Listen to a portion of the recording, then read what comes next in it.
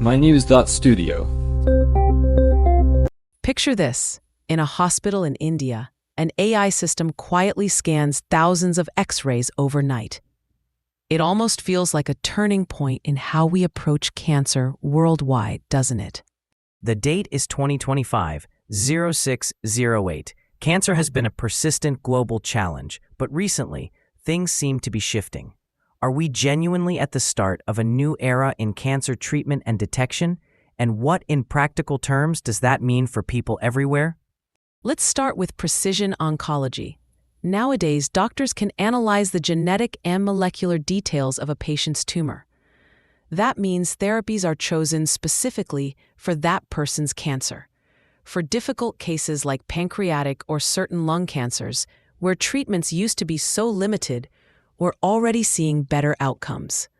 But how much has this changed things in routine medical practice? It's a significant change. Instead of relying on treatments that work the same for everyone, medicine can now be matched to a tumor's specific DNA. That not only helps people live longer, but can also mean fewer side effects. Why expose someone to harsh treatments when you can focus on what actually targets their cancer? And the transformation isn't limited to treatment. Early detection is evolving rapidly too. AI-powered tools are starting to make a real difference, especially in places where medical specialists are scarce. Take India. AI can analyze X-rays and risk profiles in just minutes. What impact could this have in areas where cancer is often diagnosed late? Earlier detection usually leads to better outcomes. If AI can quickly flag scans that need attention, doctors might be able to step in much sooner. Do you think it's possible that a small rural clinic could soon have the same diagnostic capabilities as a big urban hospital? Immunotherapy is another area seeing fast progress. For example, there are now engineered immune cells, like CAR T cells, that can actually be switched on by ultrasound. This way, they attack tumor cells but leave healthy tissues alone.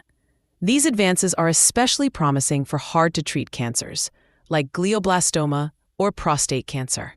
And by using ultrasound to control exactly when and where the immune cells are active, doctors can limit side effects even further. I'm curious, though, why wasn't this possible before? And how soon could we see these therapies used widely? A lot of it comes down to new developments in cell engineering and imaging technology. Only recently have we had the tools to make immune cells this precise. Clinical trials are speeding up, so it's possible we might see broader use in just a few years. Another area to watch is cancer vaccines, specifically personalized vaccines based on mRNA. Early trials have shown that they can actually stop pancreatic cancer from spreading. That's important because preventing metastasis can be the difference between a difficult prognosis and a much better one. These vaccines essentially train the immune system to spot unique mutations in each patient's tumor. Do you think we're moving toward a time when a cancer diagnosis could routinely come with a custom-made vaccine as part of the treatment plan? Diagnostics are getting less invasive as well. Liquid biopsies, where cancer markers are found in blood samples, are beginning to replace some surgical biopsies. There's even early research on synthetic biopsies that might prompt cancer cells to reveal themselves sooner. That's quite a shift. That could make both monitoring and early detection easier and less painful for patients. But it does raise questions. How quickly can these tools reach lower-income countries? And are they affordable enough to make a difference? Access and affordability are real hurdles. Even with these breakthroughs, high costs and limited infrastructure keep many people from getting the latest treatments. What steps are being taken to close that gap? One approach is, but that only matters if local healthcare systems can actually support these technologies. That means funding, training, and infrastructure upgrades are all critical. Are we seeing enough investment in those areas right now? there are new funding programs and agreements to share technology, but it's still developing. What's clear is that the momentum is growing. More people are surviving cancer, and their quality of life is better, partly because treatments are less harsh and more targeted. So, looking ahead, what does all this mean for people living with cancer?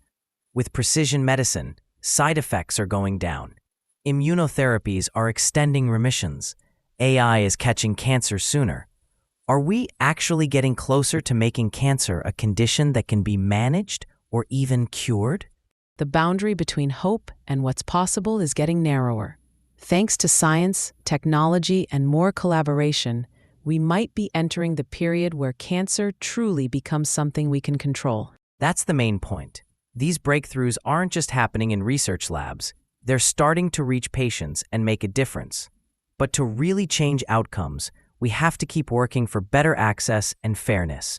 Thank you for joining us as we explored some of the latest advances in cancer treatment and detection. If you or someone close to you is facing cancer, know that there is more hope now than ever before. Stay informed, keep asking questions, and let's keep pushing to make these advances accessible to everyone, everywhere. Thank you for listening. This episode was produced by mynews.studio. Try it now for free.